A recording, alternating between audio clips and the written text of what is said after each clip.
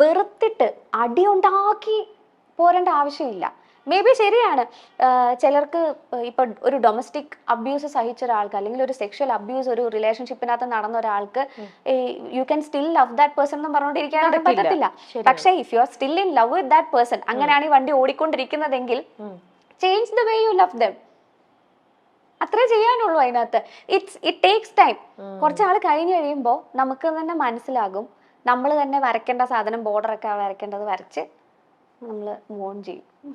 അങ്ങനെയാണെങ്കിൽ ഇപ്പം നമ്മൾ റിലേഷൻഷിപ്പിനെ കുറിച്ചല്ലേ പറയുന്നത്. ഇപ്പൊ ഈ അഞ്ജുവിന്റെ തന്നെ റിലേഷനിലാണെങ്കിലും അഞ്ജു ഇപ്പൊ ഇതുപോലെ പലതവണ ഇങ്ങനെ നിങ്ങൾ ഇതായിട്ടുണ്ടാവും. ഓക്കെ, ഞാൻ ചാൻസ് കൊടുക്കാം, വീണ്ടും ഇങ്ങനെ ഇതായി. പക്ഷെ നമ്മൾ എല്ലാവരും അതേല്ലേ, നമ്മൾ ആരും ഫസ്റ്റ് ഇതിൽ തന്നെ നമ്മൾ എന്നെ കൊണ്ട് പറ്റില്ല എന്ന് പറഞ്ഞാൽ നമ്മൾ വിട്ടുപോരില്ല. നമ്മൾ ഈ പറയുന്ന പോലെ ജെന്യുവൻ ആയിട്ടുള്ള ഒരു സ്നേഹം നമ്മുടെ ഇടയിലുണ്ടെങ്കിൽ നമ്മൾ അവർ മൾട്ടിപ്പിൾ ചാൻസസ് നമ്മൾ കൊടുക്കും. പല തവണയും കൊടുത്തിട്ടും നമുക്ക് ആ ഒരു നമ്മളൊരു ലൂപ്പ് ക്രിയേറ്റ് ചെയ്യാണ്. എഗെയിൻ എനിക്കിത് വർക്ക്ഔട്ട് ആവുന്നില്ല, ഓക്കെ ഈ ഒരു ഇതെനിക്ക് ശരിയാവണില്ല എന്ന് നമുക്കൊരു പോയിന്റിൽ നമുക്ക് ആർക്കും നമ്മുടെ മൈൻഡ് അങ്ങനെ തോന്നും അല്ലേ. അങ്ങനെ അഞ്ജുവിന് തോന്നിയിട്ട് അഞ്ജു തന്നെയാണോ ഇനി ഇത് വേണ്ട എന്നും പറഞ്ഞ് അത് ബ്രേക്കപ്പ് ചെയ്ത് പോണ ആണോ?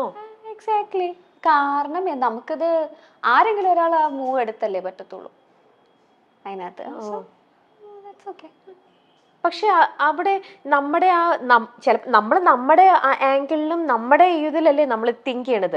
അപ്പൊ ഞാൻ കാൽക്കുലേറ്റ് ചെയ്തതോ അല്ലെങ്കിൽ ഞാൻ തിങ്ക് ചെയ്യണതോ ശരിയാണോ? ഞാൻ ഈ വിചാരിക്കുന്ന പോലെ തന്നെ ആയിരിക്കുമോ ചിലപ്പോൾ ഫാക്ടർ എനിക്ക് തെറ്റിയതായിരിക്കുമോ? അങ്ങനെ ഒരു പ്രാവശ്യം കൂടെ എന്നാ ചാൻസ് കൊടുക്കണം. ഞാൻ ഒരു പക്ഷെ ഞാൻ ആലോചിക്കുന്നതിന്റെ കുഴപ്പമാണോ, ഞാൻ എന്ന് ഇങ്ങനെ മാറാം, എന്റെ തോട്ടിന്റെ കുഴപ്പമായിരിക്കും. അങ്ങനെ പ്രത്യേകിച്ചും ഇങ്ങനെ നമുക്കിപ്പോ ആങ്സൈറ്റി ഉണ്ടല്ലോ അഞ്ജുവിനെ സംബന്ധിച്ച്. അപ്പം ഞാനിങ്ങനെ ടൂ മച്ച് ആങ്ഷ്യസ് ആണ് എല്ലാ കാര്യത്തിലും. അപ്പൊ ഒരു പക്ഷെ എനിക്ക് റോങ് ആവാലോ. അപ്പം ഞാൻ ഈ ട്രാക്ക് മാറ്റി പിടിച്ചാൽ ചിലപ്പോൾ ഇത് സ്മൂത്ത് ആയി പോയാലോ, അങ്ങനെ അങ്ങനെ ചിന്തിച്ചിട്ടുണ്ടോ? ഇതിന്റെ ഒരു വിഷയം ഈ സംഭവത്തിന് എനിക്ക് ഉത്തരം പറയാൻ പറ്റാത്തതിന്റെ ഒരു കാരണം എന്താ വെച്ചാൽ എനിക്ക് ആ റിലേഷൻഷിപ്പ് ബ്രേക്ക് ആയതിന്റെ കാരണം എനിക്ക് പറയാൻ പറ്റത്തില്ല. സോ അത് പറയാത്തോടത്തോളം കാലം ഞാൻ ഇതിന് പറയാൻ പറ്റുന്നില്ല, ആൻസർ ചെയ്യാൻ എനിക്ക് പറ്റത്തില്ല. ക്ലിയർ ആയി. ഓക്കെ, സാരില്ല, വിട്ടേക്കും. അപ്പൊ എന്തായാലും ആ ഒരു ഇതിൽ നിന്നും നമുക്ക് നമുക്ക് ഒരുപാട് വർഷത്തെ നമ്മുടെ ആ ഒരു ഇൻവെസ്റ്റ്മെന്റും നമ്മുടെ ഒരു ഇതല്ലേ. പക്ഷെ അതിൽ നിന്ന് അഞ്ജുവിനെ അപ്പൊ ഹെൽപ്പ് ചെയ്തത് അഞ്ജു തന്നെയാണോ, ഈ പറയുന്ന ഒരു ഡോക്ടറിനാണോ? ഇവരെല്ലാരും നമ്മളെ ഹെൽപ്പ് ചെയ്യാൻ നോക്കും. At the end of the day നമ്മൾ തന്നെ നമ്മളെ പൊക്കിക്കൊണ്ട് വന്നേ പറ്റത്തുള്ളൂ. No one can help us എന്താ പറയാ ബെറ്റർ ദാൻ അവർ സെൽഫ്. കാരണം ഇപ്പോൾ സിമ്പിളായിട്ട് ഞാനൊരു എക്സാമ്പിൾ പറയാം. നമ്മുടെ ഇപ്പൊ എന്നെ പാട്ട് പഠിപ്പിക്കുന്ന ബേണി ഇഗ്നേഷ്യസിലെ ബേണി സാറാ, ഹിന്ദുസ്ഥാനി പഠിപ്പിക്കുന്നത്. ബേണി സാറിന് എന്നെ പാട്ട് പഠിപ്പിക്കാനേ പറ്റത്തുള്ളൂ. പുള്ളി ക്ലാസ് എല്ലാ തിങ്കളാഴ്ചയാണ് എൻ്റെ ക്ലാസ്. തിങ്കളാഴ്ച രാവിലെ 10:30 സാർ എന്നെ പഠിപ്പിക്കുന്നു. സാർ എന്നെ കുറേ ചൊട്ടഗായൽ പഠിപ്പിക്കുന്നു, കുറേ രാഗം പഠിപ്പിക്കുന്നു. ഇതെല്ലാം പുള്ളി പഠിപ്പിച്ചു. പക്ഷെ ഞാനത് പഠിക്കണ്ടേ? അത് ഞാൻ വിചാരിച്ചാലേ നടക്കത്തുള്ളൂ. പഠിക്കണോ? സെയിം തിങ് അപ്ലൈസ് വിത്ത് തെറപ്പി. നമ്മൾ വെറുതെ തെറപ്പിക്ക് പോയിരുന്ന അവര് തരുന്ന മരുന്ന് മാത്രം കഴിച്ചിട്ട് അവർ പറയുന്ന കാര്യങ്ങളൊന്നും ചെയ്യുന്നില്ല. നമ്മൾ പിന്നെയും ആ ഒരു ലൂപ്പിൽ തന്നെ കിടന്ന് കറങ്ങിക്കൊണ്ടിരിക്കുവാണ്. നമ്മൾ ബൗണ്ടറി വെക്കുന്നില്ല, അല്ലെങ്കിൽ നമ്മൾ ആ ഒരു ആ എൻവയോൺമെന്റിൽ തന്നെ നമ്മൾ ഇപ്പോഴും നിൽക്കുവാണെങ്കിൽ ഹൗ കം ഒരു വ്യത്യാസം ഉണ്ടാകും? സോ അത് നമ്മളും കൂടെ വർക്ക് ചെയ്താൽ മാത്രമേ ഉള്ളൂ. ഇപ്പോൾ എല്ലാവരും അതിനുള്ളൊരു പ്രിവിലേജ്ഡ് സിറ്റുവേഷനിലാണോ എന്ന് ചോദിച്ചാൽ അല്ലാത്ത ഇഷ്ടം പോലെ ആൾക്കാരുണ്ട്. ഇപ്പോൾ ഒരു ടോക്സിക് ആയിട്ടുള്ള സിറ്റുവേഷനിൽ നിന്നിട്ട് അതിൽ ഒബ്സസ്ഡ് ആയിട്ട് നിൽക്കുന്ന ആൾക്കാരും ഉണ്ട്. അല്ലേ? എനിക്കറിയാവുന്ന എത്രയോ ആൾക്കാരുണ്ട്. ഇപ്പം ഞാൻ ഈ ഒരു കാര്യം ഓപ്പണപ്പ് ചെയ്ത് കഴിഞ്ഞ് കഴിഞ്ഞാൽ പിന്നെ ഞാനിത് ഓപ്പണപ്പ് ചെയ്തതിൻ്റെ തന്നെ കാരണം കുറേ പേര് ഇതിൻ്റെ താഴേക്ക് വന്ന് കമൻ്റൊക്കെ ഇടാറുണ്ടായിരുന്നു ആ സമയത്ത്. ഇവളിത് പറഞ്ഞതുകൊണ്ടല്ലേ ഇങ്ങനെ ന്യൂസും കാര്യങ്ങളൊക്കെ വരുന്നത്. ഞാനത് പറഞ്ഞതിൻ്റെ ഒരു മേജർ കാരണം, it's not a crime to divorce. If a relationship is not working, it's okay to go for a divorce, അല്ലെങ്കിൽ ഒരു ബ്രേക്കപ്പ്. ഒരു ടോക്സിക് ഇതിനകത്ത് നിങ്ങൾ നിന്ന് നിങ്ങളുടെ ജീവിതം കളയുന്നതിൽ നല്ലത്, അല്ലെങ്കിൽ ഒരു ശരി നിങ്ങൾക്ക് അങ്ങനെ കണ്ടിന്യൂ ചെയ്ത് പോകാനാണ് താല്പര്യമെങ്കിൽ that's okay, that's up to you. പക്ഷെ ഡിവോഴ്സ് ചെയ്ത ആൾക്കാരെല്ലാം പ്രശ്നക്കാരാണ്, മോശമാണ്. ഇപ്പോൾ സിമ്പിളായിട്ട് വരുവാണെങ്കിൽ ഇപ്പൊ ഈ ഇന്റർവ്യൂ പുറത്ത് വന്നു കഴിഞ്ഞ് കഴിയുമ്പോൾ ഇതിനകത്തൊരു മേജർ സാധനം വരാൻ പോകുന്നത് ഞങ്ങൾ അന്നേ പറഞ്ഞില്ലേ, ഇവളുടെ ഭാഗത്താ പ്രശ്നം.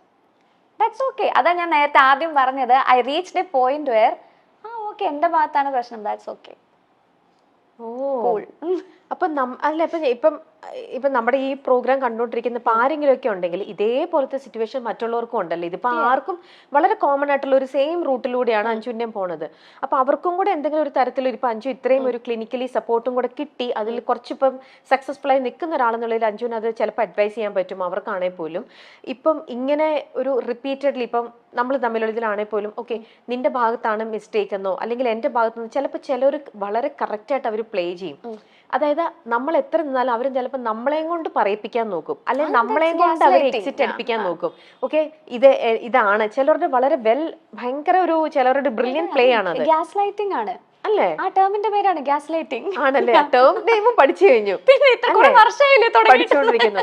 അപ്പൊ അതിനവിടെ ഒരു അതായത് മറ്റുള്ളവർ നമ്മളെ ബ്ലെയിം ചെയ്യാണ്. ആ സെക്കൻഡ് പേഴ്സൺ നമ്മളെ ബ്ലെയിം ചെയ്തിട്ട് നിന്റെ മിസ്റ്റേക്ക് കൊണ്ടാണ് ഞാനിപ്പോ ഇങ്ങനെ ആയത്, അല്ലെങ്കിൽ നീയാണ് ഇതിനെ പറഞ്ഞിട്ട് ഇങ്ങനെ റിപ്പീറ്റഡ്ലി നമ്മളെ ബ്ലെയിം ചെയ്യാണ്.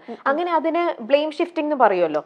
അപ്പൊ അങ്ങനെ നമ്മളെ ബ്ലെയിം ഷിഫ്റ്റ് ചെയ്ത് ഓക്കെ നമ്മളെയും കൊണ്ട് അവർ ഫൈനലി പറയിപ്പിക്കുകയാണ്. ഓക്കെ ഫൈൻ, നമുക്ക് ഇതിവിടെ നിർത്താം, എല്ലാം നമുക്ക് എന്ത് ചെയ്യാം, ഞാൻ എക്സിറ്റ് ചെയ്യാണ് എന്ന് അവര് നമ്മളെയും കൊണ്ട് പറയിപ്പിക്കും അല്ലേ? അതിൽ ഞാൻ കണ്ടിട്ട് ഇത് അത്ര ഇമ്പോർട്ടന്റ് ആയിട്ടുള്ള ഒരു കാര്യമല്ല. കാരണം ആര് ഇത് പറഞ്ഞാലും ഇതിന്ന് രക്ഷപ്പെട്ടാ പോരെ. എന്തിനാ ഇങ്ങനെ ചിന്തിക്കുന്നത്? ഇപ്പൊ അവര് നമ്മളെ കൊണ്ട് പറയിപ്പിച്ചാലും നമ്മൾ അവരെ കൊണ്ട് പറയിപ്പിച്ചു. ഇപ്പൊ ആര് എന്താ ബ്രേക്കപ്പ് പറഞ്ഞാലും അതൊരു ടോക്സിക് റിലേഷൻഷിപ്പ് ആണെങ്കിൽ ആര് ബ്രേക്കപ്പ് പറഞ്ഞാലും അവര് നമ്മളെ കൊണ്ട് പറയിപ്പിച്ചതാണെങ്കിൽ പോലും ദാറ്റ്സ് ഗുഡ്, റൈറ്റ്? അങ്ങനെ എടുത്താ പോരെ. പക്ഷെ അങ്ങനെ അതങ്ങനെ ഇപ്പം നമ്മൾ തമ്മിലുള്ള ഫ്രണ്ട്ഷിപ്പിനിടയിലും ഞാൻ പെട്ടെന്ന് അങ്ങ് ഓക്കെ കല്ലിവലി നമുക്കെന്നാ പിരിയാന്ന് പറഞ്ഞ് ഒരു നേരത്തെ എന്റെ ഒരു ദേഷ്യത്തിൽ ചുണ്ടി എടുത്തിട്ട് ഞാൻ ഇറങ്ങിപ്പോയി കഴിഞ്ഞാൽ പിന്നീട് നമ്മൾ ലൈഫിൽ നമുക്ക് ദൈവം മറവി തന്നിട്ടുണ്ടല്ലോ. അപ്പൊ നമ്മൾ അതിൽ പിന്നീട് അയ്യോ ഞാൻ അവിടെ ഇങ്ങനെ ചെയ്തിരുന്നെങ്കിൽ എനിക്ക് അവരുമായിട്ടുള്ള റിലേഷൻ കണ്ടിന്യൂ ചെയ്യാമായിരുന്നു, ഞാൻ അവിടെ ഒന്നും റിഗ്രറ്റ് ചെയ്ത്, അങ്ങനെ നമുക്ക് ചിലപ്പോൾ ഒരു റിഗ്രറ്റ് തോന്നാം ലൈഫിൽ അല്ലേ? നമ്മള് മേ ബി മൾട്ടിപ്പിൾ ചാൻസസ് കൊടുത്തിട്ടല്ലേ നമ്മള് ഇതിനകത്തുനിന്ന്. എന്നെയൊക്കെ സംബന്ധിച്ച് ഞാനൊക്കെ ഇപ്പോൾ ഒരു ഫ്രണ്ട്ഷിപ്പ് കട്ട് ഓഫ് ചെയ്യുന്നതാണെങ്കിലും അല്ലെങ്കിൽ ഒരു റിലേഷൻഷിപ്പ് കട്ട് ഓഫ് ചെയ്യുന്നതാണെങ്കിലും ഞാൻ ഇഷ്ടംപോലെ ചാൻസ് കൊടുക്കും ആൾക്കാർക്ക്, ഇഷ്ടംപോലെ ചാൻസ് കൊടുക്കും. ചാൻസ് കൊടുത്തിട്ട് പറ്റുന്നില്ല എന്ന് കണ്ടാൽ മാത്രമേ ഉള്ളൂ ഇത്. അതിനകത്തും I don't stop loving them or I don't stop caring about them. നാളെ അവർക്കൊരു ബുദ്ധിമുട്ടുണ്ടായാൽ ഞാൻ ചെല്ലത്തില്ല എന്നല്ല, ഞാൻ ചെല്ലും. പക്ഷെ എന്നെ ഹേർട്ട് ചെയ്യാനുള്ള സാധനം ഞാൻ സമ്മതിക്കത്തില്ല, അത് ഞാൻ വരയ്ക്കും. മേ ബി അതിനെ വേണമെങ്കിൽ സെൽഫിഷ്നെസ് എന്ന് വിളിക്കാം, ദാറ്റ്സ് ഓക്കെ. അന്ന് എനിക്ക് വരയ്ക്കേണ്ട ബോർഡർ ഞാൻ വരയ്ക്കും. അതായത് ഓൾറെഡി നമ്മളെ ഒരുപാട് ഹേർട്ട് ചെയ്തിട്ടുണ്ട്, നമ്മൾ ഒരുപാട് വേദനിപ്പിച്ചിട്ടുണ്ട്.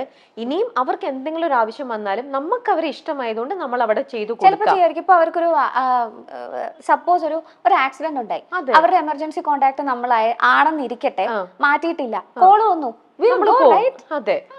അത് വളരെ മാനുഷികമായിട്ടുള്ള ഒരു കാര്യമാണ്. ജസ്റ്റ് ബീങ് കൈൻഡ്, അത്രേ ഉള്ളൂ. ദാറ്റ് ഡസന്റ് മീൻ നാളെ അവർക്ക് പിന്നെയും എന്റെ തലയിൽ കയറി തിരങ്ങാനുള്ള ചാൻസ് ഞാൻ കൊടുക്കും എന്നുള്ളത് അല്ല. ഞാന് ഈ നമുക്ക് ജസ്റ്റ് ഫോർഗീവ് പീപ്പിൾ എളുപ്പമുള്ള കാര്യമൊന്നുമല്ല. ക്ഷമിക്കാം, പക്ഷെ മറക്കേണ്ട ആവശ്യമില്ല. എന്താ അവര് ചെയ്തതെന്നുള്ളത് നമ്മൾ മറക്കേണ്ട ആവശ്യമില്ലല്ലോ. അതൊന്ന് ഓർത്ത് വെച്ചാൽ മതി. അപ്പൊ ഒരു തയ്യകലത്തിൽ നിർത്തിയാൽ മതി. അത് എവിടെ നിർത്തണം, അവരെവിടെ നിൽക്കണം, നമ്മളെവിടെ നിൽക്കണം എന്നുള്ള ആ ബോർഡർ വരയ്ക്കുന്നത് നമ്മളായാൽ കാര്യങ്ങൾ കുറച്ചും കൂടെ എളുപ്പമായിരിക്കും. ഇതൊന്നും ചിലപ്പോ കേൾക്കുന്ന ആൾക്കാർക്കും മനസ്സിലാവുന്നുണ്ടാവത്തില്ല. എനിക്ക് കറക്റ്റ് ആയിട്ട് മനസ്സിലാവുന്നുണ്ട്, ആർക്കും മനസ്സിലാവുന്നുണ്ട് അഞ്ജു, വളരെ ക്ലിയർ ആയിട്ട് തന്നെ. കാരണം നമുക്ക് ആർക്കാണെങ്കിലും നമുക്കിത് റിലേറ്റ് ചെയ്യാൻ പറ്റുന്ന ഒരു കാര്യം തന്നെയാണ് അഞ്ജു പറയണത്. ഇറ്റ്സ് നത്തിങ് അങ്ങനെ ഒരു ഇതൊന്നും അല്ല. നമ്മുടെ സൊസൈറ്റിയിലും അല്ലെ നമ്മുടെ ഇടയിലും ഇത് ഒരിക്കലും ഒരു എളുപ്പമുള്ള പ്രോസസ്സാണെന്ന് ഞാൻ പറയത്തേ ഇല്ല. ഇത് വളരെ ബുദ്ധിമുട്ടുള്ള, ഒരുപാട് ശ്രമം കൊണ്ട് നമ്മള് പല തവണയും തോറ്റ് റോക്ക് ബോട്ടം, ഞാൻ എത്ര തവണ റോക്ക് ബോട്ടം ഹിറ്റ് ചെയ്തിട്ടുണ്ടെന്ന് എനിക്ക് തന്നെ അറിയത്തില്ല. റോക്ക് ബോട്ടം ഹിറ്റ് ചെയ്ത് കഴിഞ്ഞ് കഴിയുമ്പോൾ thankfully I have people around me who are really supportive എന്നല്ല ഞാൻ പറയേണ്ടത്, who understand what I am going through എന്നുള്ളത് മനസ്സിലാക്കാൻ കഴിവുള്ള കൂട്ടുകാരുണ്ട്. ഇപ്പൊ ഞാൻ ഇന്ന് ഇവിടെ വന്ന് ചിരിച്ചിരിക്കുവാണെങ്കിൽ മേ ബി ചിലപ്പം ചേച്ചിക്ക് മനസ്സിലാവുന്നുണ്ടാവില്ല, അല്ലെങ്കിൽ ഞാനൊരു സ്റ്റേജിൽ പെർഫോം ചെയ്യുമ്പോൾ ഒരു ഓഡിയൻസിന് മനസ്സിലാവുന്നുണ്ടാവില്ല I was going through a depression phase എന്നുള്ളത് മനസ്സിലാവുന്നുണ്ടാവത്തില്ല. പക്ഷെ ക്ലിയർലി നമ്മൾ ചിരിച്ച മുഖം കൊണ്ട് നിന്നാലും മനസ്സിലാക്കുന്ന കൂട്ടുകാരുണ്ട്. തീർച്ചയായിട്ടും നമ്മുടെ ഒരു കോളും കൊണ്ട് ചിലപ്പോ ഹലോ എടി എവിടാ എന്ന് ചോദിക്കുമ്പോഴേ എന്താടി പറ്റിയത് എന്ന് ചോദിക്കുന്ന ഉണ്ട്, കൂട്ടുകാരുണ്ടാകും. തീർച്ചയായിട്ടും. അല്ലെങ്കിൽ അങ്ങനെയുള്ള ആൾക്കാരുള്ളതാണ് നമ്മുടെ ഏറ്റവും വലിയൊരു ഭാഗ്യം. മലയാളികൾക്ക് സുപരിചിതയായ ഗായികയാണ് അഞ്ജു ജോസഫ്. സംഗീത റിയാലിറ്റി ഷോയിലൂടെയാണ് അഞ്ജു കടന്നു വന്നത്. സോഷ്യൽ മീഡിയയിലും സജീവമാണ് അഞ്ജു ജോസഫ്. തന്റെ വിവാഹമോചനത്തെക്കുറിച്ചും വിഷാദ രോഗത്തെക്കുറിച്ചും ഒക്കെയുള്ള അഞ്ജുവിന്റെ വാക്കുകൾ വാർത്തയായിരുന്നു. താരം വിവാഹിതയായി എന്ന വാർത്ത പുറത്തുവന്നതോടെ നിരവധി പേരാണ് ആശംസകളുമായി എത്തിയത്. എന്നാൽ വലിയൊരു കടമ്പ കടന്നുകൊണ്ടാണ് അഞ്ജു ജോസഫ് രണ്ടാം വിവാഹത്തിലേക്ക് എത്തിയത്.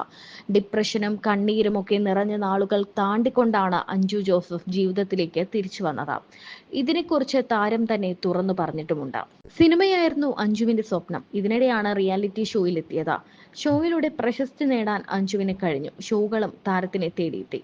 ലോകത്തിന്റെ പല ഭാഗങ്ങളിലും ഷോകൾ അവതരിപ്പിക്കാൻ സാധിച്ചു. എന്നാൽ അപ്പോഴും സിനിമ എന്ന സ്വപ്നത്തിലേക്ക് എത്താൻ അഞ്ജുവിന് കഴിഞ്ഞില്ല.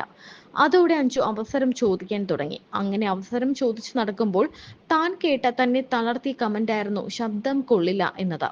അതോടെ ആത്മവിശ്വാസം പോയി, പാടാൻ ധൈര്യമില്ലാതായി എന്നും താരം പറഞ്ഞു. ഈ പ്രശ്നങ്ങളൊക്കെ നടക്കുന്ന സമയത്താണ് അഞ്ജു വിവാഹിതയായത്. എന്നാൽ ആ ദാമ്പത്യ ജീവിതത്തിന് അധിക നാൾ ആയുസ് ഉണ്ടായില്ല. വൈകാതെ തന്നെ വിവാഹമോചനവും നടന്നു. അത് തന്റെ മാനസികാരോഗ്യത്തെ തകർത്തു കളഞ്ഞു എന്നാണ് അഞ്ജു പറയുന്നത്. പക്ഷേ അവിടെ ചെന്നപ്പോഴാണ് അറിയുന്നത് എനിക്ക് OCD ഉണ്ട്, ഒബ്സസീവ് കമ്പൾസീവ് പേഴ്സണാലിറ്റി ഡിസോർഡറും. അതെ, അപ്പൊ അത് OCPD ആണ്. OCPD ഉണ്ട്. OCPD ആണുള്ളത് അല്ലേ? പക്ഷേ ആൾക്കാർക്കൊരു തെറ്റിദ്ധാരണയാണ് ഈ വൃത്തിയാണ് OCD എന്നൊരു തെറ്റിദ്ധാരണയുണ്ട്. അതൊന്നും അത് അല്ല. മാത്രല്ല, അതൊന്നും അല്ല, അല്ല അതുമാണ് അതുമാണ്. നമ്മൾ ചില obsession കാര്യങ്ങളിൽ ഉള്ളതാണ്. ഒബ്സഷൻ എന്തിനോടെങ്കിലും നമുക്ക് തോന്നിയാൽ നമ്മൾ അതിൽ ഇങ്ങനെ റിപ്പീറ്റീവ് ആയിട്ട് നമ്മൾ ചെയ്തുകൊണ്ടിരിക്കും. ചെയ്തുകൊണ്ടിരിക്കുന്നതാണ് വിഷയം. ഇപ്പൊ അങ്ങനെ ഒരു സാധനം ചെയ്തില്ലെങ്കിൽ നിങ്ങൾക്ക് വിഷയമാണെങ്കിൽ അത് OCD ആണ്. അപ്പൊ ഇപ്പൊ തൊട്ട് മുന്നേ പറഞ്ഞില്ലേ എനിക്കൊരു ആങ്സൈറ്റി ഉണ്ട്, ഞാനിപ്പോ ഒരു ഇതെടുക്കുന്നു. അപ്പൊ എങ്ങനെയാ അത്, എനിക്കത് ടൂ മച്ച് ആണോ, എന്നിലുള്ള ആ ഒരു ഫീലിംഗ് എനിക്ക് തോന്നുന്നത് അത് ടൂ മച്ച് ആണോ? ഞാൻ സാധാരണ ഒരാൾ എല്ലാവർക്കും തോന്നുന്നത് തന്നെയാണോ എനിക്ക് തോന്നുന്നത്, അതോ അതിനൊക്കെ കുറച്ച് കൂടുതലായിട്ട് തോന്നുന്നുണ്ടോ? സോ ഞാൻ ഒരു തെറാപ്പിസ്റ്റിന്റെ അടുത്ത് പോണോ? ഇങ്ങനെയൊക്കെ ഒരു തോട്ട് എപ്പോഴായിരിക്കും അഞ്ജുവിലേക്ക് വന്നിട്ടുണ്ടാവുക? എനിക്ക് എൻ്റെ പാസ്റ്റ് റിലേഷൻഷിപ്പ് കഴിഞ്ഞ് കഴിഞ്ഞപ്പോൾ ഐ ഹാഡ് ഇഷ്യൂസ്. എനിക്ക് ക്ലിനിക്കലി ഞാൻ ഡിപ്രസ്ഡ് ആയിരുന്നു. അത് ഡയഗ്നോസ്ഡ് ആയിട്ടുള്ള ഇതായിരുന്നു. മറ്റേ ഡിപ്രഷൻ എന്ന് പറഞ്ഞ് വെറുതെ പറയുന്ന സാധനമല്ല, ക്ലിനിക്കലി ഡിപ്രസ്ഡ് ആയിരുന്നു. മെഡിക്കേഷൻ വേണ്ട സിറ്റുവേഷൻ ആയിരുന്നു. അപ്പോൾ ഞാൻ ഉറങ്ങുന്നേ ഉണ്ടായിരുന്നില്ല. എനിക്ക് തോന്നുന്നൊരു 1.5 മാസത്തോളം ഞാൻ ഉറങ്ങിയതേ ഇല്ല. ഡേയിലും ഉറങ്ങില്ല, ഡേ ഉറങ്ങില്ല, നൈറ്റ് ഉറങ്ങില്ല, ഫുൾ ടൈം ഓണാണ്. അപ്പൊ എന്താ ഈ ആലോചിച്ചുകൊണ്ടിരിക്കണേ? എനിക്കും അറിയത്തില്ല. മൊത്തം നമ്പാണ്. എനിക്ക് കട്ടിലിൽ നിന്ന് എഴുന്നേക്കാൻ ബുദ്ധിമുട്ട്. പക്ഷെ ഡിപ്രഷൻ ഇത് മാത്രമല്ല, അറ്റ് ദ സെയിം ടൈം ഞാൻ ഷോസും ചെയ്യുന്നുണ്ടായിരുന്നു. ഷോസ് ചെയ്യുമ്പോൾ ഞാൻ പോയി ഒരു ഫേക്ക് ചിരിയും ഇട്ടിട്ട്. പക്ഷെ അവിടെ പ്രൊഡക്റ്റീവ് ആവാൻ പറ്റുന്നുണ്ടായിരുന്നോ? യെസ്, ചെയ്യും. കാരണം നമ്മളെ ജോലിയല്ലേ. എനിക്ക് അതും ഈ OCD ഭാഗമാണ്, ഒബ്സഷനാണ്, പെർഫെക്ഷൻ വേണം എന്നുള്ള സാധനമാണ്. അല്ല, പക്ഷെ ഇത്ര മാസം 1.5 മാസം ഉറക്കമില്ലെങ്കിൽ അത് ഒബ്വിയസ്ലി നമ്മുടെ ബോഡിയിൽ അത് കാണിക്കുമല്ലോ. നമ്മുടെ ഫേസിലും ബോഡിയിലും നമ്മുടെ പ്രൊഡക്ടിവിറ്റിയിലും ആൾക്കാര് ചോദിച്ചിട്ടുണ്ട്, they didn't know that I was going through something എന്നുള്ളത് അവർക്ക് അറിയത്തില്ലായിരുന്നു.